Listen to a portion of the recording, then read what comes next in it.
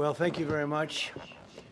That was very unexpected, but incredibly acted upon by Secret Service and law enforcement. And this was an event dedicated to freedom of speech that was supposed to bring together members of both parties with members of the press. And in a certain way it did, because the fact that they just unified, I saw a room that was just totally unified. It was in one way very beautiful, a very beautiful thing to see. A man charged a security checkpoint armed with multiple weapons, and he was taken down by some very brave members of Secret Service, and they acted very quickly and have just released, for purposes of transparency, clarity, I've ordered it to be put out. You probably have it by now, put out on Truth and put out on many other platforms. A tape showing the violence of this thug that attacked our Constitution, and also showing how quickly Secret Service and law enforcement acted on our country's behalf. Really did a great job. One officer was shot, but saved by the fact that he was wearing obviously a very good bulletproof vest. He was shot from very close distance with a very powerful gun, and the vest did the job. I just spoke to the officer, and he's doing great. He's in great shape. He is has very high spirits, and we told him we love him and respect him, and he's a very proud guy. He's very proud of what he does, Secret Service agent. And we looked at all of the conditions that took place tonight, and I will say, you know, it's not a particularly secure building, and I didn't want to say this, but this is why we have to have all of the attributes of what we're planning at the White House. It's actually a larger room, and it's much more secure. It's drone-proof, it's bulletproof glass. We need the ballroom. That's why Secret Service, that's why the military are demanding it. They've wanted the ballroom for 150 years for lots of different reasons, but today's a little bit different, because today we need levels of security that probably nobody's ever seen before. But everyone owes a tremendous debt of gratitude to the courage of law enforcement, the law enforcement, and working with the D.C. police, and we just spoke with the mayor. And when we're finished, the police chief is going to take over and discuss it also from their viewpoint. But they also performed exactly as they were supposed to, and you see the attacker in different positions, but you also see the attacker totally subdued and under control. So as you know, this is not the first time in the past couple of years that our republic has been attacked by a would-be assassin who sought to kill. In Butler, Pennsylvania, less than 2 years ago, you all know that story, and in Palm Beach, Florida, a few months after that, we came close. We really had, again, we had some great work done by law enforcement. But in light of this evening's events, I asked that all Americans recommit with their hearts in resolving our difference peacefully. We have to resolve our differences. I will say, you had Republicans, Democrats, independents, conservatives, liberals, and progressives. Those words are interchangeable, perhaps, but maybe they're not. But yet everybody in that room, big crowd, record-setting crowd. There was a record-setting group of people, and there was a tremendous amount of love and coming together. I watched, and I was very, very impressed by that. But we were, First Lady and I were taken very well care of, very quickly rushed off the stage. Vice President J.D. Vance, who's here, was likewise beautifully done. He was just saying how quickly everybody acted, law enforcement, Secret Service in particular in this case, but law enforcement. Marco had the same thing. Pete was there. Pete didn't want any help. He didn't want anybody to help him. He doesn't want anybody to help him, but he did get some, didn't you?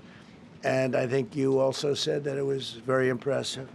So with that, I'd like to ask Todd Blanche to come up, say a few words, and tell you it's already underway. The man has been captured. They're going to his apartment. I guess he lives in California, and he's a sick person, a very sick person.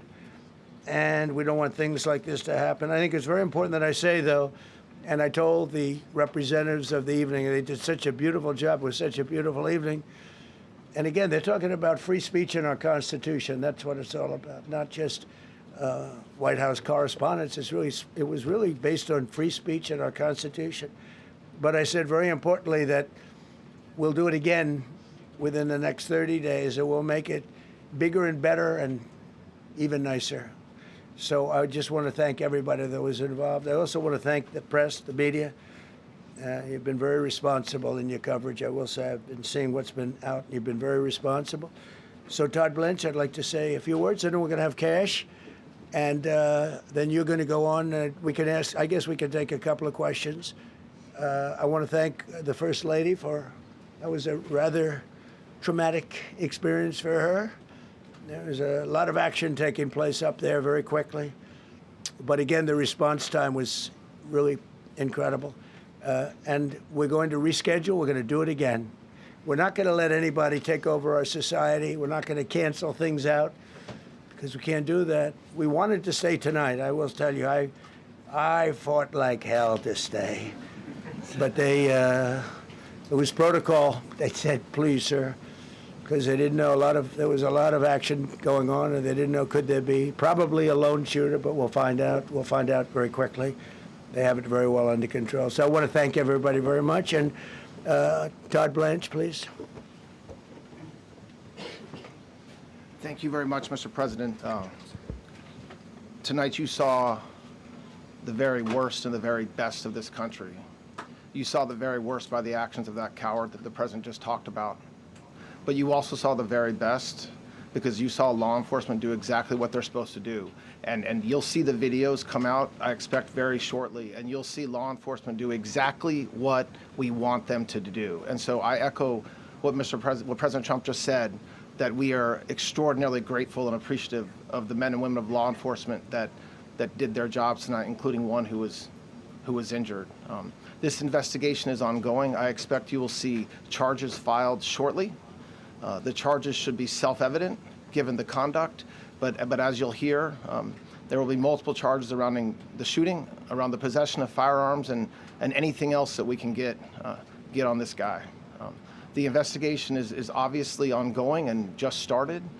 There is federal law enforcement already working on search warrants and doing their job, and I don't want to get ahead of them and don't want to get ahead of the work that they're doing even as we speak. Director Patel and I were just on the crime scene a short while ago, and everybody in this room should rest assured that the Metropolitan Police Department, the FBI, Secret Service, everybody's on the scene doing their job. I know that the police chief is going to give an update from the scene as soon as we're finished here, and I obviously will lead the details of what they have learned to him. But in the meantime, I just want to thank everybody in this room for the courage. And I want to thank President Trump for his words, and I promise you, justice will be served. Thank you. Dr. Patel. Thank you, General. Thank you, Mr. President. The President's absolutely right. You saw the best resolve of American law enforcement because you, Mr. President, inspire them 24/7, 365. You give them the resources that they need, and they know that you have their back. And that is a changing dynamic in this country, and that's why you saw brave Secret Service agents respond immediately, swiftly, subdue and take down the suspect, and safeguard the lives of thousands of individuals at that hotel. Thanks to our interagency partnership with the Department of Homeland Security and the Metropolitan Police Department, the FBI was rapidly deployed onto the scene, took over the evidence response unit, is examining all the ballistics that were found on scene to include the long gun and the shell casings. We are conducting witness interviews as we speak. You will hear from our team on the scene there with the mayor and the head of the FBI field division there. But please know what the Attorney General has just said reigns no truer. You saw the very best of America tonight. The very best unite us at a time of uncertainty, because we have leadership here with the president and the vice president that backs law enforcement, and the men and women that I shook their hands on the scene today could not have been prouder to show up on scene. And as the Attorney General said, make no mistake, we are conducting witness interviews. If you have any information whatsoever related to this event, 1-800-CALL-FBI, 1-800-CALL-FBI. No piece of information is too small. No piece of information is inadequate. We will evaluate it all. We will also be conducting interviews of those that were there. And if any of those individuals have information, please come forward to law enforcement or the FBI or the Metropolitan Police Department. We will be examining this individual's background thoroughly. That process has already started, and we are going to ensure that he was either a lone wolf actor or anyone else that was responsible. We will analyze all evidence immediately to make sure that we safeguard this country. Mr. President, Mr. Vice President, thank you for your leadership. Attorney General and Homeland Secretary Marlin, thank you for your partnership in law enforcement. Thank you, Ken. Okay, we'll do a couple, and then we go to the chief. Madam Chairman, I just want to say you did a fantastic job. What a beautiful evening, and we're going to reschedule. Okay. And after that, it's very tough for her to ask a killer question, right? But you have done a fantastic job. Please. Mr. President, I appreciate it.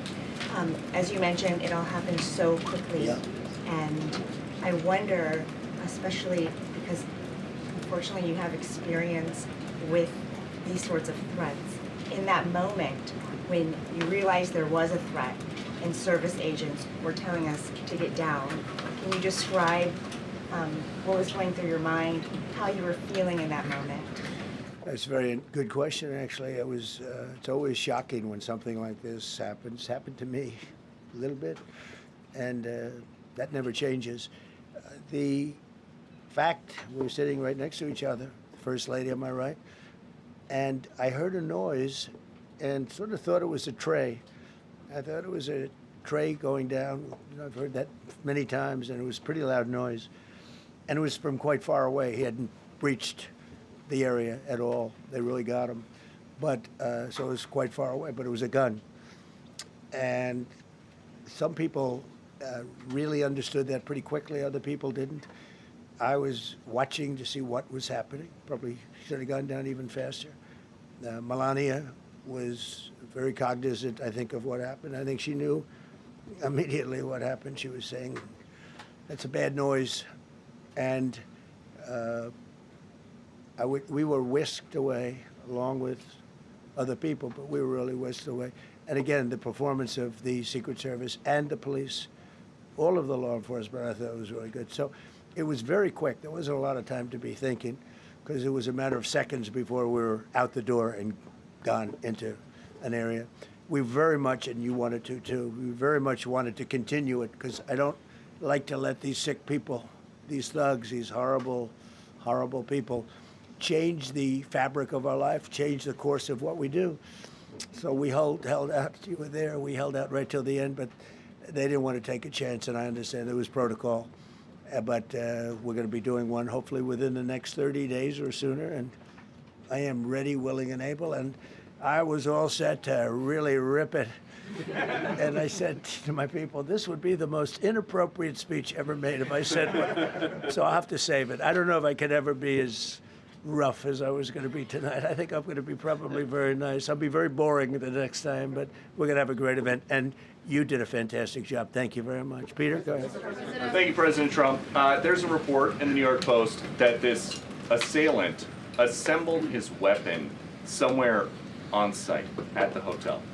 What do you think about that? And I ask respectfully, why do you think this keeps happening to you?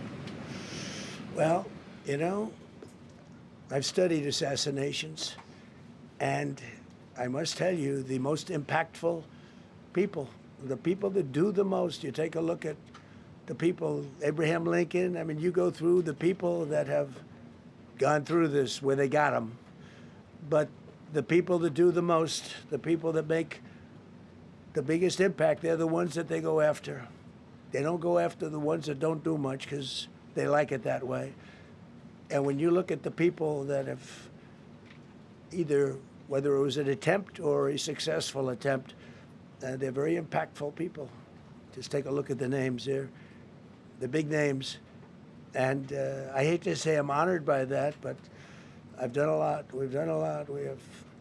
We've taken this country, and we were a laughing stock for years, and now we're the hottest country anywhere in the world. We've changed this country, and there are a lot of people that are not happy about that. So I think that's the answer, Peter. And after Butler, your team for a while rethought outdoor events. Yeah. Do you think that you now need to rethink No. indoor Well, events? but then you just don't do events. No, I can't do that. I have to. It is what it is. We have to do it. The room was very, very secure. He charged from 50 yards away, so he was very far away from the room. And what did you think when you saw the video of how fast he was running? He was moving. He was really moving. And the reaction time was great. Boy, those guys, they had their guns drawn literally by the time he was there. They were shooting. That's right. I thought they were very impressive. And if I didn't, I'd let you know, I'm not going to be, I would not stand for that. No, I thought they were very impressive. Thank you, President Trump, and thank Right. you for updating us on Thank the you. suspect earlier. Were you aware of any threats? Was your team aware of any threats beforehand? And do you believe you were the target of this tonight? I guess. I mean, these people they're crazy. They're crazy, and you never know. He was very far away from me. He had to go through a lot.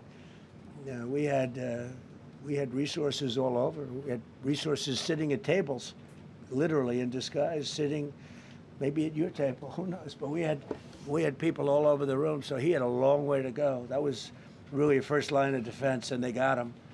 And they really, they acted incredibly. No, there was no notification. We had no idea. Go ahead, Do you know Kevin. any political motivations from this? Well, you never know. suspect? Now, we'll be able to tell you that maybe by tomorrow or the next day. He's in custody, and they're asking him a lot of questions. I guess they're going over, Todd, and they're already at his apartment. He lives in California. Yes, sir. And they're over there, so they'll be able to tell you. Thank you, Caitlin. President Trump, did the suspect say anything, or was he wearing anything that would allege some type of motive here? No, I mean, he was a guy who looked pretty evil when he was down. They had him down. He was fighting hard. He was, in my opinion, a sick person. Who would do that but a sick person? But I think you're going to find everything about him. No reason to talk about it now. But tomorrow at this time, long before this time, you're going to know a lot of things about him. They seem to think he was a lone wolf, and I feel that too. Are you concerned about U.S. Secret Service protection ability? We saw several of the detailees take minutes to be escorted out the room. No, they acted very quickly. No, I was very impressed by Secret Service. Secret I mean, Service did great. I'm the one, and Mark Wayne, you would agree with that, I think. Absolutely. I'm the one that would complain. You don't have to complain for me. I would be complaining. I'd be up here right now saying they didn't do their job. Oh, believe me, because, it's my life, and I want to live because I want to make this country great. That's why I want to live. But when you're impactful, they go after you. When you're not impactful, they leave you alone. Okay, a couple of more. Go ahead, please. Is there any indication that this shooting could have been linked to the war in Iran? I don't think so, but you never know. We're going to know a lot. We have the best people in the world working on it, and we're going to know a lot. Please. Mr. President, there's a lot. You, as well as some of us who have covered Butler, experienced another horrific day 2 years ago. Yeah. What felt similar? You had the First Lady with you today. What felt different? And you have another 2+ years in office. Are you concerned about something like this happening Well, I again? can't be concerned. I can only get great people. They did the job, in my opinion, a much better job than Butler. Butler had one weak spot that we all know about. Somebody should have been up there. But even Butler, we had our sniper on our side within 4.2 seconds from a distance of about 400 yards, one shot, and he was gone. And if he didn't do it, now, he's David. His name was David. I say, hello, David, every time I see him. David, I like you very much, David. But think of that. Now, if he doesn't hit him, and he hit him right between the eyes from 400 yards without any notice, nobody knew. He heard a sound. He looked over, and there was actually a tree that was somewhat in his way. You know the story very well. And he aimed, he fired, and if he didn't do that, beyond me, you would have had a lot more people killed. We lost one great person and 2 people very badly hurt. They're okay now. But no, that was, so in a sense, they It was pretty amazing the job they did. But they did have that one weak spot, as you know. They should have had that covered. Tonight they had everything covered very quickly, and he was fast. He was running full blast, and they got him before they got any further. I was very far away. You know, he hadn't anywhere close to breached the doors of the ballroom. The ballroom was sealed, and everybody in there. That's why once those doors opened, they didn't want to do tonight. If the doors weren't opened, we could have probably done it tonight. But I think we're much better off rescheduling. Yeah, please. Mr. President, for you and perhaps law enforcement as well, what is the level of confidence that this was a lone actor, and has the suspect made any statements to police while in custody? Yeah, I think it's just look, it's not my profession. We have great professionals up here and outside that have been working with us. My impression is he was a lone wolf, whack job. These are crazy people. These are crazy people, and they have to be dealt with. We had that in the second attempt, as you know, and he's spending life in prison. Because if you let him out, they'll probably, you know, if he serves 10 years or 15 years, you let him out, he'll probably try it again with somebody else. They're sick people. We have a lot of sick people. But you're going to know, I think very shortly, you're going to know, Todd, a lot about him. You're going to know a lot about him. Yeah, a couple of more. Yeah, please, go ahead. Are you concerned about political violence? This could be politically motivated. All violence. I'm concerned about everything. Look, but I can't be so concerned that you can't function. No, I'm here. It's a dangerous profession. You know, I tell the story, race car drivers, I think it's very dangerous. So if you take 1% and then take about 10% of 1%, just to break it down very easily, they die. So much less than 1%, 10% of 1%. I think bull riding is very dangerous. If you take about the same, 10% of 1%, much less than 1%. But if you take presidents, it's 5.8%. And about 8% are shot at. So nobody told me this was such a dangerous profession. If Marco would have told me, maybe I wouldn't have run. Maybe I would have said, I'll take a pass. No, it's a dangerous profession, but I don't view it that way. Look, I'm here to do a job. As part of the job, it is a dangerous. I can't imagine that there's any profession that's more dangerous. But I love the country, and I'm very proud. I'm very proud of the job we've done. You see what's happened. We have a great country. We've got, I think, the most successful, the hottest country anywhere in the world. This happened over a period of just a year, and we're going to do great things. But with that come risks. There's no question about it. Yeah. To that end, I mean, there's been so much political violence, not just aimed at yourself, but at other members of Congress, state house speakers, you name it. Is that just the cost of doing business to do politics in America anymore? Yeah. Well, what does that say about our country? Elsewhere too. You know, we're not the only country. You look at this great violence with all countries. I was talking to somebody from another country today, and they have numerous assassinations of political figures all over the world. You look at South America, it's like some of the numbers are just horrific. It's dangerous. It's dangerous stuff, whether it's here or someplace else. No country is immune. No country. Good question. Is it possible to turn that temperature down at this point?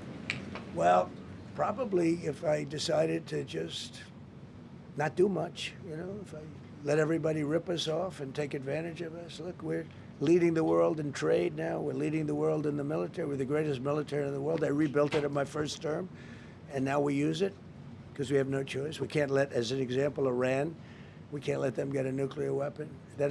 Everything will be peanuts compared to that if they ever were given a nuclear weapon, and they'd use it too. Marco and I were talking about it today. They would use it without even hesitation. We can't do that. It was a shame. I said, oh boy, look at the numbers. We just broke 50,000 in the Dow. We just broke 7,000 in the S&P. They said we couldn't do it in 7 years, in 5 years, 4 years. They were saying maybe in 5 or 6 years. And we did it in 1 year. And I called everybody together. I called all of these people and others, and I said, we have to take a little journey. I say to do this. We just had the great number. We just broke 50,000. Wasn't supposed to happen during my term. Wasn't reachable. We did it in 1 year, and I said, we're going to have to make a journey to Iran. They're going to have a nuclear weapon if we don't do it. We had the B-2 bombers take them out. I terminated in the first term the Obama agreement, the Iran nuclear agreement, which was a disaster. That was a road to a nuclear weapon. They would have used it. They would have used it 100%. So, you know, when you do things like that, you become a target. If I wasn't doing that, I guess I'd be a lot less of a target. But I'm honored to be. Okay, one more question. Go ahead. Yeah, go ahead. Thank you, President Trump. Thank you, President Trump. Do you know how the gun was brought into the hotel? And also, how does this event impact you as the leader of our country? Do you think it will change your I leadership? like not to think about it. I lead a pretty normal life, considering, you know, it's a dangerous life. I think I handle it as well as it can be handled. I think a lot of other people, you know, you read stories where they become basket cases. To be honest with you, I'm not a basket case. I really take it as it is. I do it for the country. I'm not doing it for any other reason. I have a first lady who's doing a terrific job. She loves the country, and she recognizes it better than anybody. She's told me numerous times. She said, "You are in a dangerous job," but that goes along with her too. I mean, it's dangerous for her too. We sat there tonight. We heard that noise, and it was either a tray or a bullet. I was hoping it was a tray, but it wasn't. And again, we had some very brave people doing a great job, so we're very proud of them and happy with them. I just want to thank everybody. They will be able to give you all that information as to the names and everything else. I think we released the names already. Most of you would have it, but his name. We appreciate it. I see so many tuxedos and beautiful dresses. It was a little different evening than we thought, but we're going to do it again, and we have a great chairman who we're so proud of, and we have to make it better. We'll make it safer, I guess, right? But we're going to make it even better. Okay, thank you very much. Thank you. President Trump, can we hear from the first lady who talked about how impactful this was? Can we hear from her about? Well, honey, would you want to say something? Okay. Huh? One in the back, sir. Right. Millions of people across the globe, in fact, are watching you. You demonstrated courageous leadership, and thank God you're alive. All of us are alive today. What is the message that you want to give to the world that this should change? What corrective measures can we take from here on? Well, all you can do, look, I don't care how many people you have, how good they are. They can be the greatest people. You have the greatest security in history. If you have a whack job who's got a brain, but it's a little bit distorted or a lot distorted, they can make trouble. I would say, Pete, right? You know, they can make trouble. Some of these people are of genius level IQ, and they're nuts. So it can be trouble. So you do absolutely the best. You get the best. We have the best people. Well, look, it was proven tonight. He started running from 50 yards, and he was fast. He was like a blur on tape. He was moving. It was very impressive the way they got him, because a lot of people would be looking and saying, you know, it's like a weird feeling, and they would let him get through, but they didn't let him get through. They drew those guns so fast. They looked like Matt Dillon. They looked like somebody that knew what they were doing, and we really do. But it comes with the territory. And if you want to do a great job, I really believe that. And you take a look at what's happened to some of our greatest presidents, and it doesn't happen to people that don't do anything. And it's not going to deter me from winning the war in Iran. I don't know if that had anything to do with it. I really don't think so, based on what we know. But we're going to continue to do a great job. That's all I can do. Thank you very much. We'll see you tomorrow. Thank you. Thank you. Thank you. Glad you're okay.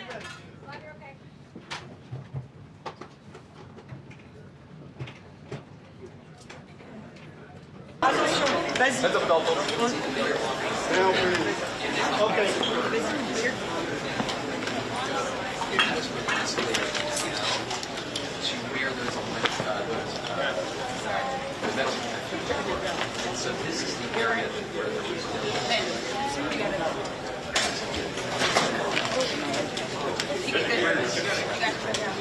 all right.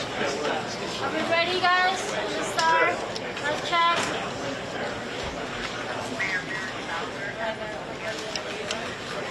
Good evening. I'm Muriel Bowser. I'm the mayor of Washington, D.C.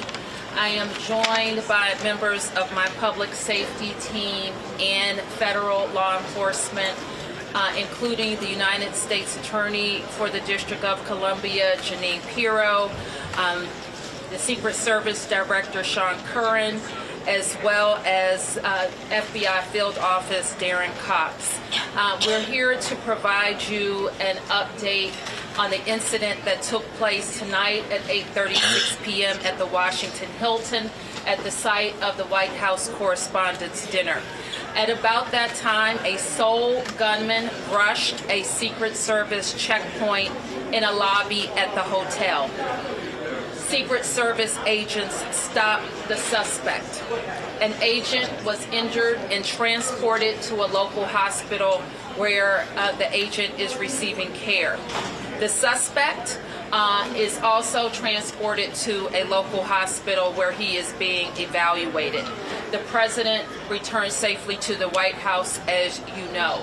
We are so very thankful to members of law enforcement who did their jobs tonight and made sure that all guests were safe. We have no reason to believe at this time that anyone else was involved. I want to turn to the Chief of the Metropolitan Police Department, Chief Carroll, to provide a law enforcement update and specifics. Thank you, Madam Mayor. Again, I'm Jeff Carroll, Interim Chief of Police for the Metropolitan Police Department.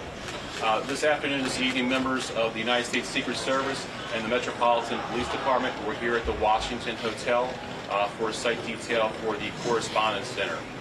As the mayor mentioned, at approximately 8:36 tonight, an individual charged a U.S. Secret Service checkpoint here in the lobby area of the hotel. He was armed with a shotgun, a handgun, and multiple knives. As he ran into that checkpoint, members of law enforcement from the United States Secret Service intercepted that individual. This is a very preliminary investigation at this point. We do know that law enforcement exchanged gunfire with the individual.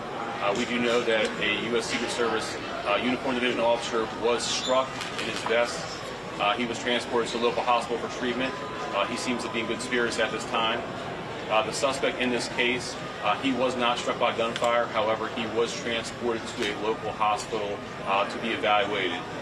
Again, we're very early in the investigation. We have members of the United States Secret Service, the Metropolitan Police Department, and the FBI here to continue to investigate this matter. But at this point, it does appear he is a lone actor, a lone gunman. There does not appear to be any sort of danger to the public at this time. However, we are continuing to investigate this matter. At this point, I will turn it over to, I believe, the FBI. Hi, good evening. I'm Darren Cox, the Assistant Director in charge of the FBI's Washington Field Office. The American public should be proud of the quick response and heroic actions from law enforcement officers tonight to keep the American public safe. Their actions are absolutely heroic. The public should also rest assured that there will be no stone unturned during this investigation. The FBI currently has our Joint Terrorism Task Force here on scene, along with our Criminal Division, our Crisis Response Team, and agents from across the country are working on any leads that may come in this investigation. Anyone with tips in this investigation should call 1-800-CALL-FBI. Thank you.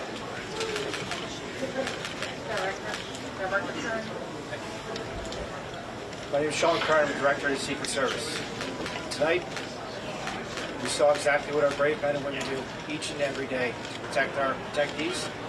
It's not easy, and I will tell you that they performed admirably.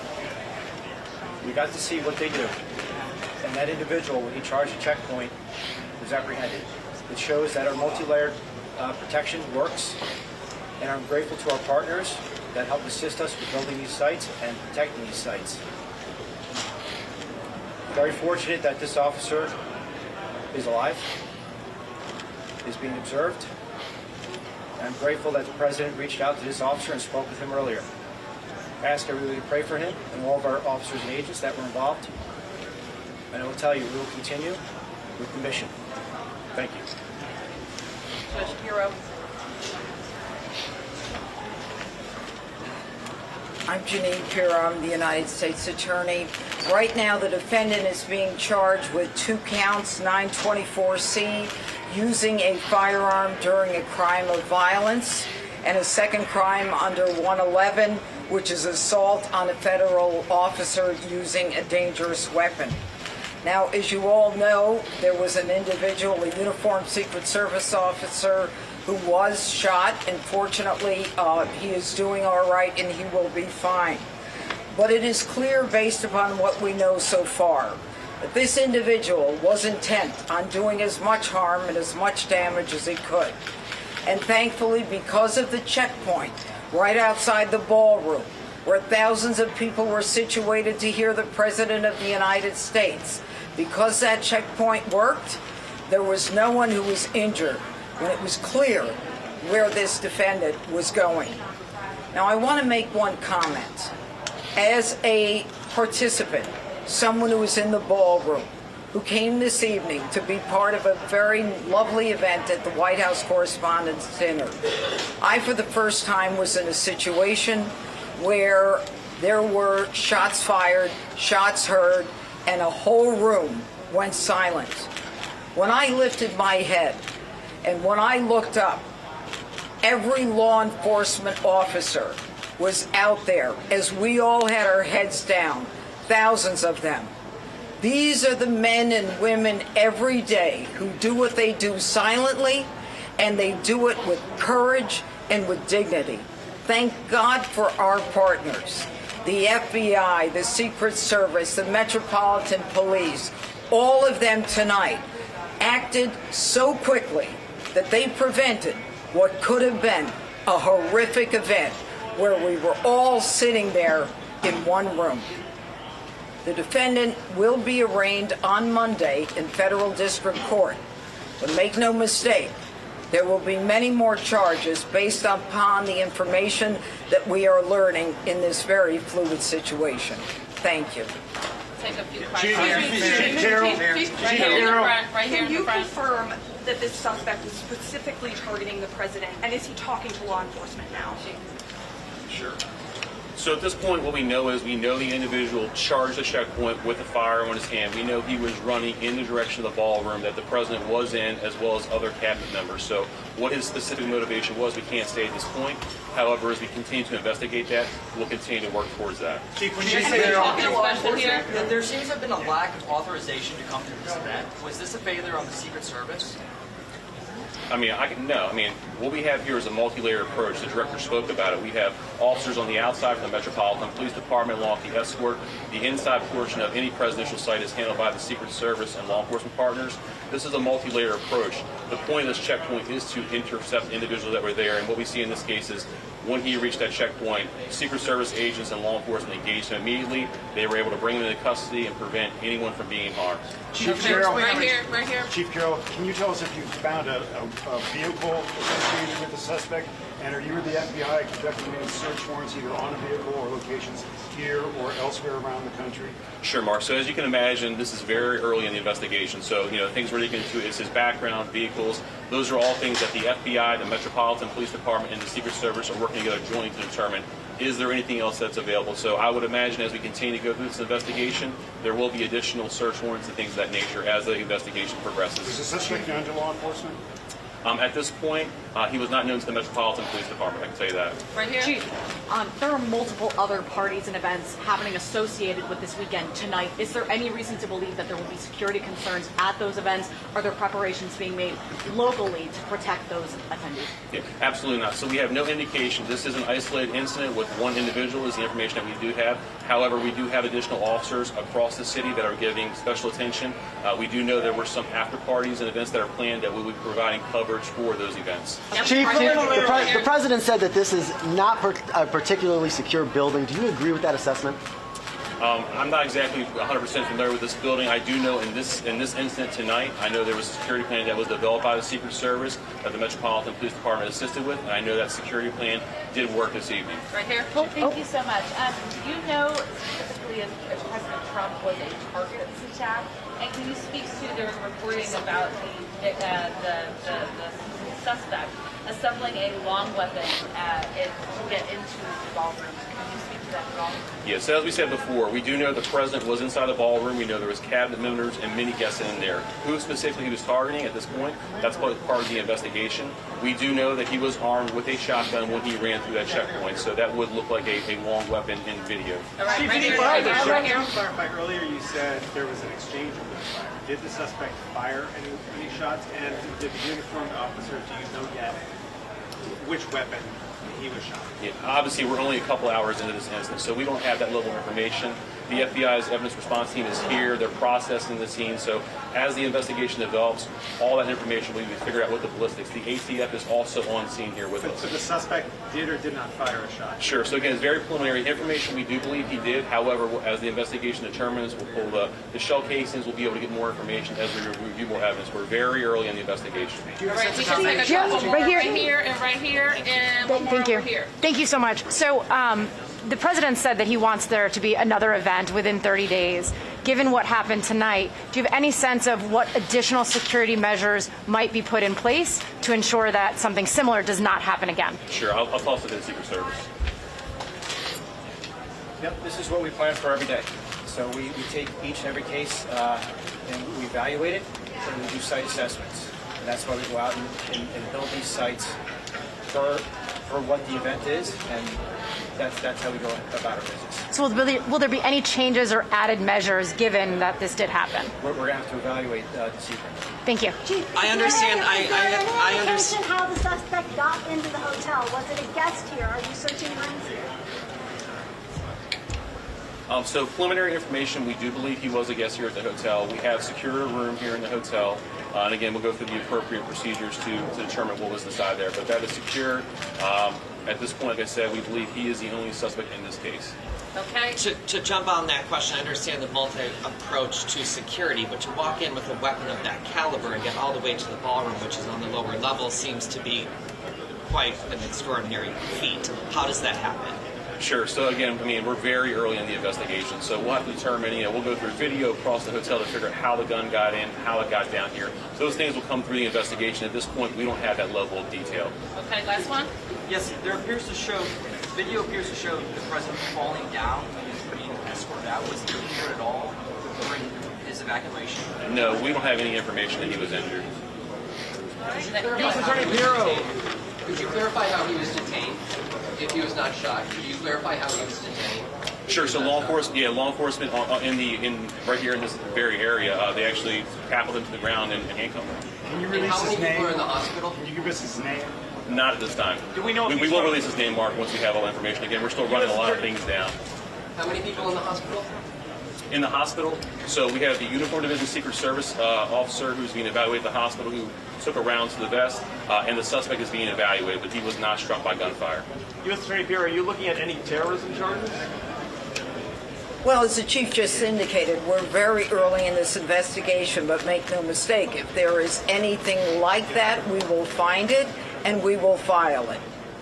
Thank you, guys. Thank you. Thank you. Thank you. Thank you.